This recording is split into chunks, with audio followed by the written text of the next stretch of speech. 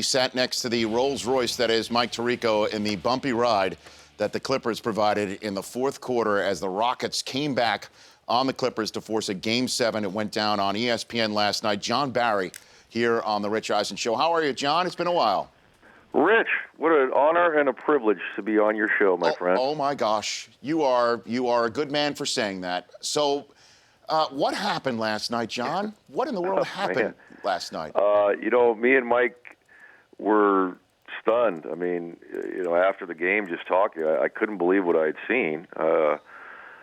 40-15 without James Harden on the floor.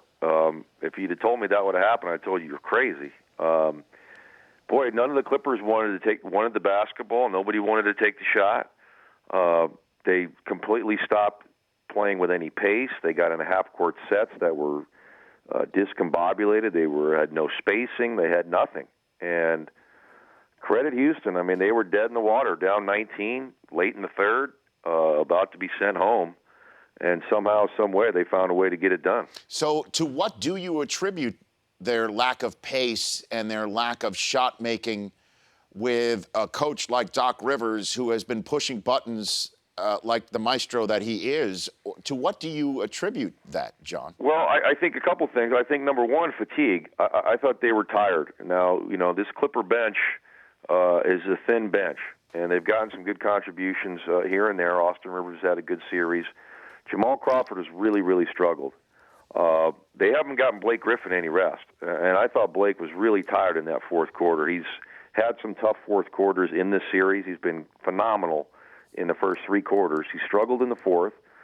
And credit Houston. I mean, their defense was terrific. I mean, they got after it. They were the fresher team. Corey Brewer, Josh Smith, they scored 29 points combined. Everything they did was right. Josh Smith made 2 threes in the whole series coming into that game last night. He made 3 in the fourth quarter. So they go for 40 points, and they missed 10 free throws, the Houston Rockets, in the quarter.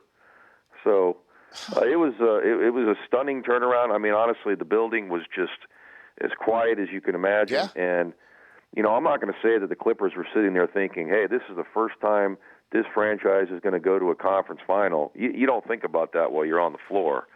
But it certainly looked like someone told them something, and they froze in the moment. Well, John, I mean, you've been around the game your entire life. I know you said you've never seen anything like that, but people might think that that's just, a hyperbole. Seriously, think about it. Go through your mental Rolodex here about the things that you've seen and people that you know.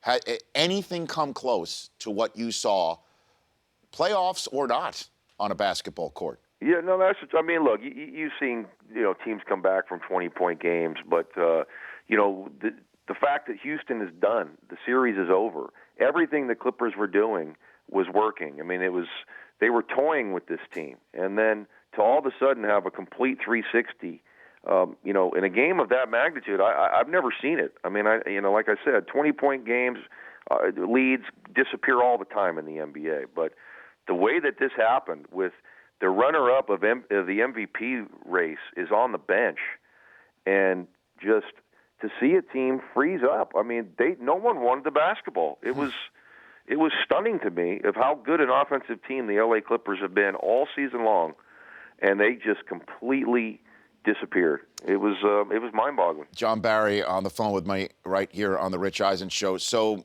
the question's obvious. Game 7. We already had a caller call in, say that's a wrap. I mean, because it was such a horrendous collapse. That said, it is the first time in this series that there's a 2-day rest in between games as opposed to every other day. What do you think about Game 7 for Sunday, John? Well, I think it'd be better if the Clippers played tomorrow. I wouldn't want another day to stew. Now, I've been in the series. We lost to a Utah team. John Stockton made a game-winning shot at the buzzer in a closeout situation for us when I was in Sacramento, and we had to go up to Utah and play the deciding game. And as devastating as that might appear, they're not going to remember this. The Clippers, as soon as they step on that floor and they get ready to go, last night means nothing. And it's a lot easier for players to come back from it than it is from fans. It's more devastating for fans. I mean, as you said, you think about what happened, the biggest collapse maybe in the history of closeout games.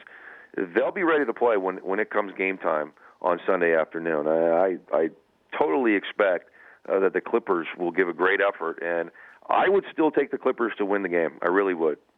John Barry joining me here on the Rich Eisen Show from Memphis. So you flew overnight, which Yes. I appreciate even more that you're phoning in coming off of a red eye. What about tonight's game that you'll be in the arena for, Game 6 between the Grizzlies and top-seeded Golden State Warriors?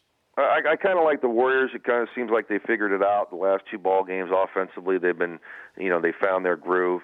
Against Memphis, you can't play isolation basketball. You can't have no pass or one pass possessions. They're a great passing team. They've gotten back to that. Their ball movement has been sensational the last two games. Steph Curry's played more like the MVP the last couple games, and I think it's going to end tonight. I really believe that. They can get some extra rest now that the Clippers have to go play Sunday. That'd be big for them, instead of having to turn around and play on Sunday. So I think getting this done is going to be important for them, and I believe they will. John Barry joining me here on the Rich Eisen Show. So over in the East, we saw a team get eliminated last night, coached by a guy that is so high regarded in the league that he's about to get fired. Many people believe in Tom Thibodeau. And he was dispatched by a team that moved on to the Eastern Conference Finals that many people believe, even if they win it all, will fire their coach. So what to make of all this, John Barry? Don't get into NBA coaching. I mean, yeah, a complete disconnect there from Tom Thibodeau and his management staff. And, yeah, I think he's gone. I think if Tom Thibodeau even won it all, he was gone. There's that big of a disconnect. Why? Well, just philosophy. I don't know. I'm not there. They haven't really come public about it. Sure. It's publicly known that they have a difference in philosophy. Tom, he was an assistant coach for me for a couple years, one of the finest coaches I've ever been around.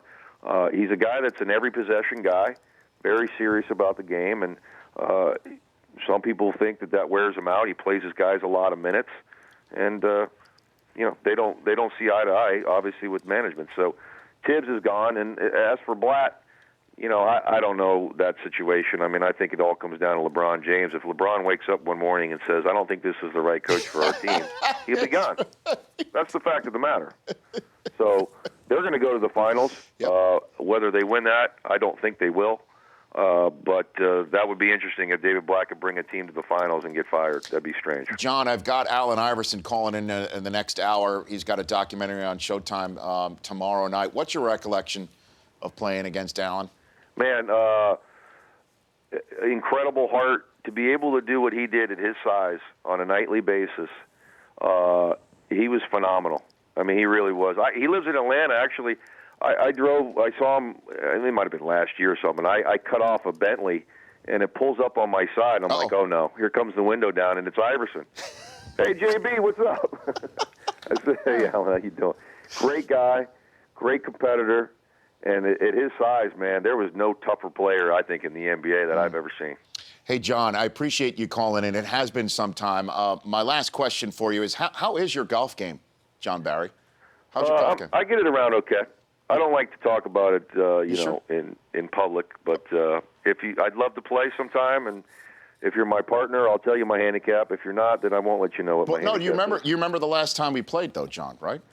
We played where? We played in a charity golf event, John, and if you remember... Oh, in Wannamoisa. Huh? That's right. You remember that one? That's a long time ago. Oh, I know. That may be the last time that we actually chatted, and you did offer me something on the first tee because I was, my driver was not very good, and you said, here, use mine, and I drove the ball very well with it. Do you remember any of this at all, John? I owe you a tailor-made driver, I think.